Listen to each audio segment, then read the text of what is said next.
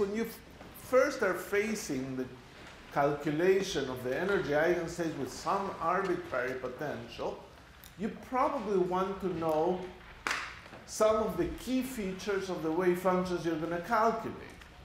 So, in fact, all of today's lecture is going to be devoted to this kind of intuitive, qualitative insights into the nature of the wave function. So, we will discuss a few properties that help us think clearly. And these are two of those properties. I want to begin with them. Then we'll do a third one that we have already used, and we will prove it completely. And then turn to the classical and semi-classical intuition that lets us figure out how the wave function will look. And that's a great help for you, even if you're solving for your wave function numerically. You always need to know what the answer should look like. And it's ideal if before you calculate, you think about it and you realize, well, it should have these key properties. And if you find out that those are not true, well, you will learn something about your intuition and see what was wrong with it. So we're talking about one-dimensional potentials, time-independent potentials, and a first statement that is very important, and you will prove in an exercise after spring break, and that is the fact that one-dimensional potentials, when you look at what are called bound states, you never find degeneracies, energy degeneracies. And this is when x extends from minus infinity to infinity. You've seen already in the case of a particle in a circle, there are degenerate energy eigenstates. But if the potential extends to infinity, there are no such things. Now, what is a bound state? A bound state sounds like a complicated concept, but it is not. It really means an energy eigenstate that can be normalized. Now, if an energy eigenstate can be normalized and you live in the full real line, then the wave function must go to 0 at infinity. Otherwise, you will never be able to normalize it. And if the wave function goes to 0 at infinity, the bound state is some sort of bump, sort of in the middle region or something like that, and it eventually decays. So this is bound by the potential in some way. And that's basically what we use to define a bound state. We'll take it to be that general. So this is something, this property, which is very important, is something you will prove. But now we go to another property. We've emphasized forever that the Schrödinger equation is an equation with complex numbers, and the solutions have complex numbers. And suddenly, you know, I wrote a few lectures ago a wave function was real, and I was asked, well, how can it be real? Well, we've discussed stationary states in which the full wave function, capital psi, is equal to a little psi of x times the exponential of e to the minus I e t over h bar. And there, in that exponential, there's complex numbers. So this psi, little psi of x in front of that exponential, which is what we call basically those energy eigenstates, the e to the minus I e t over h bar is understood. The little psi of x is the thing we've been looking for. And this psi of x solves the time-independent Schrödinger equation h psi equal e psi. And that equation has no complex number in it. So psi of x, little psi of x, can be real. And there's no contradiction because the full solution to the time-dependent Schrödinger equation is complex. But here is a statement. With v of x real, the energy eigenstates can be chosen to be real. And you know, the words can be chosen are very important here. It means that you may find a solution that is complex, but you need not stick to that solution. There's always the possibility to work with real solutions. And what is the way you prove this? This I will put in the notes. You don't have to worry about the proof about it now. Is you consider the Schrödinger equation for psi, and you show that psi star, the complex conjugate of psi, solves the same equation that psi solves. And therefore, if psi is a solution, psi star is a solution with the same energy. That part is very important. Therefore, if you have two energy eigenstates with the same energy, you can form the sum. That's still an energy eigenstate with the same energy. You can form the difference. That's still an energy eigenstate with the same energy. And the sum of psi plus psi star is real. And the difference, psi minus psi star, if you divide by 2I, is real as well.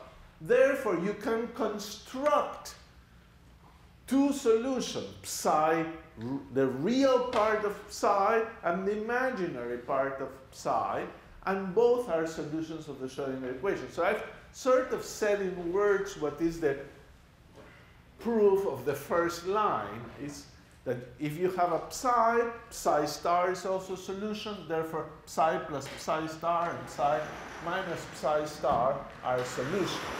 So given a complex psi, then psi of x, then psi real of x can be defined to be psi of x plus psi star of x over 2, and the imaginary part of the wave function 1 over 2I psi of x minus psi star of x are both solutions with the same energy as this one has. So these are the two solutions. Okay, so far so good. You don't like to work with complex psi? No need to work with complex psi. Work with real psi. But here comes the second part of the argument, the second sentence. I want you to be alert that the second sentence is very powerful. It says that if you have a bound state of a one-dimensional potential, more is true. There are no genuinely complex solutions in this case. Any solution that you will find is not that it's complex and then you can find the real and the imaginary part. No, any solution that you will find will be basically real. And how can it fail to be real? It just has a complex number in front of it that you can ignore. So it is a very strong statement that the wave function is not that you can choose to work with it, you're forced to, up to a phase. So how is that possible? How is that true? And here is the argument for the second line. If we're talking bound states, these two are real solutions with the same energy.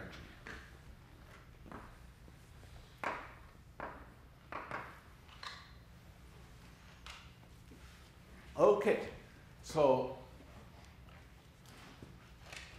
now suppose these are bound states.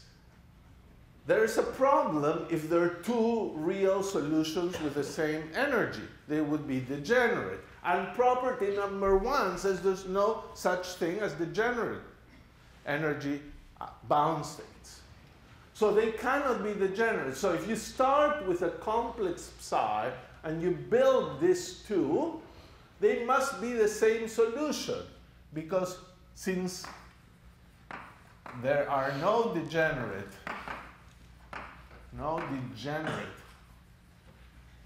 bound states, then psi, I'll write it as psi imaginary, yeah, of x must be proportional to psi real of x. And both are real, so the only possibility is that they are equal up to a constant, where the constant is a real constant. You see, there cannot be degenerate bound states, so the two tentative solutions must be the same. But that means that the original solution, psi, which is by definition the real part plus I times the imaginary part, is now equal to psi r plus I times c times psi r again, which is 1 plus ic times psi r. And that is basically the content of the theorem. Any solution is up to a number, just a real solution. So you're not going to find a real solution that has non-trivial, different, real, imaginary parts here. No, it's just a real solution and a complex number.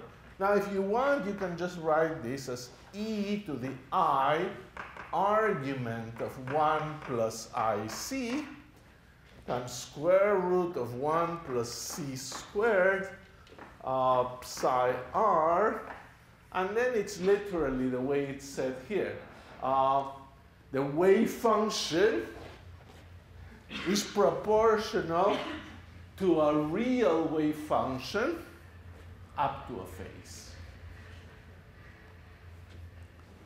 So that's a very neat situation, and therefore you should not be worried, and we're going to have to assume many times in our analysis that the bound states we're trying to look for are real. And we plot real bound states, and we don't have to worry about what are you plotting, the real part, the imaginary part. Many times we can just work with real things.